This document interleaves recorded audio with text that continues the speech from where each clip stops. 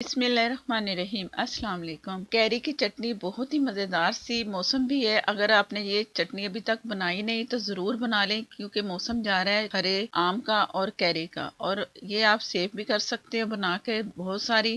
कैसे सेव करेंगे ये मैं आपको बताऊंगी। चटनी को आप फ्रिज में भी रख सकते हैं और काफ़ी दिनों तक खा सकते हैं। तो ये ली मैंने एक कैरी। कैरी तो मैंने आधा किलो ली है, लेकिन एक दिखा रही हूँ, ऊपर से छील रही हूँ।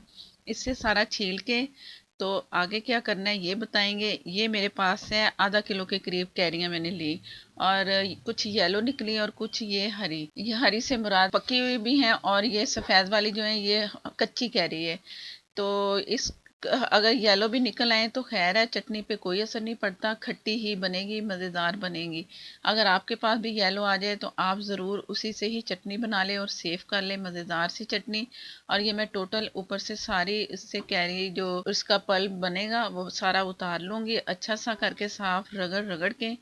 तो ये मेरे पास है अदरक, 1 टेबलस्पून के करीब बनता है। और ये है गार्लिक, गार्लिक है 1 टेबलस्पून। और धनिया आधी गड्डी, आप कम ज़्यादा कर सकते हो। पुदीना पूरी 1 गड्डी इसमें मैं डालूंगी। आप सिर्फ पुदीने से भी बना सकते हो टोटल, अगर हरा धनिया नहीं डालना चाह रहे। ये हरी मिर्चें हैं 5 अदद। आप अपनी मर्ज़ी से हरी मिर्चों का इस्तेमाल करना है, नमक का और हरी मिर्च का, जितना आपको जो तेज़ चाहिए चटनी या कम तेज़ चाहिए, ये आप अपनी मर्ज़ी से डालें। मैं इसमें 5 डाल रही हूँ ना, तो ये इसके लिए बैलेंस काफ़ी है। ये मैं इसमें लाल मिर्च भी डाल रही हूँ, साबुत लाल मिर्च, ये भी तेज़ होती है। ये भी 5 से 6 अदद हैं।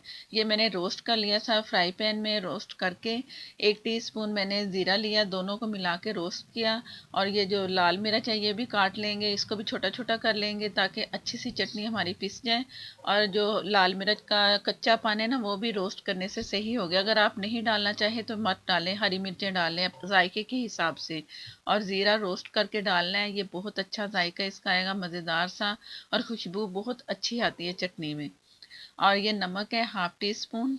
और सफ़ेद नमक 1 टीस्पून, लेवल करके। लेवल कैसे होगा, ऊपर से आप एकदम किसी भी चीज़ से इसे लेवल करेंगे ना, जो ये 1 चम्मच आपके पास बचेगा, ये एक लेवल करके नमक आ गया। आप बाद में चेक करके नमक डाल सकते हो।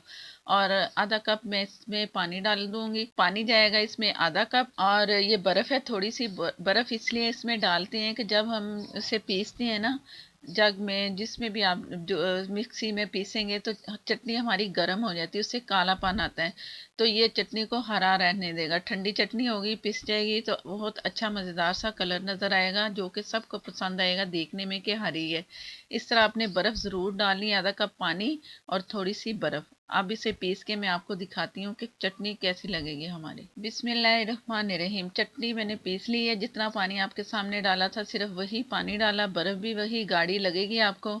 जब आप इस्तेमाल करेंगे ना तो आप जितना पानी चाहें इसमें इस्तेमाल कर सकते हैं, पतला करके ही आप इसे खाएंगे। गाढ़ी ज़्यादा खाई भी नहीं जाती, लेकिन आपकी मर्ज़ी है। अगर इस तरह भी आप खाने में इस्तेमाल करेंगे तो बहुत मज़े की लगेगी, लेकिन पानी डाल के करेंगे तो अच्छा रहेगा। और पानी डाल के इसे आइस क्यूब में फ्रीज़ करें। फ्रीज़ करके पॉलीथीन बैग में डाल लें, और इसे जब चाहें 1 क्यूब निकालें या 2 निकालें और रखें इस्तेमाल के लिए। आगे बड़ी ईद आ रही है तो उसके लिए भी ये चटनी बहुत अच्छी रहेगी, क्योंकि गोश्त खाएंगे तो उससे भी हैवीपन होते हैं। तो हर खाने के साथ ये आइस क्यूब निकालें, चटनी ज़्यादा सारी बना लें, 1 या 1.5 किलो के करीब बना के रख लें, और बड़ी ईद पे काम आएगी। बहुत ही अच्छी ये चटनी बनेगी, हाजमा भी दुरुस्त करती है, और आपको जो भारीपन लगता है उससे भी आपको छुटकारा मिलेगा। और जिसे खाना हजम नहीं होता ना, तो उसके लिए भी ये चटनी बहुत मज़े की है। जल्दी कर लें और कैरियाँ ख़रीद लें या कच्चे आम ख़रीद लें, और उससे ये चटनी बना के फ्रीज़ करें, जिस तरह कि मैंने आपको तरीका बताया। अगर वीडियो अच्छी लगे तो लाइक देना मत भूलिएगा, और मुझे नए देखने वाले मेरे चैनल को सब्सक्राइब कर लें।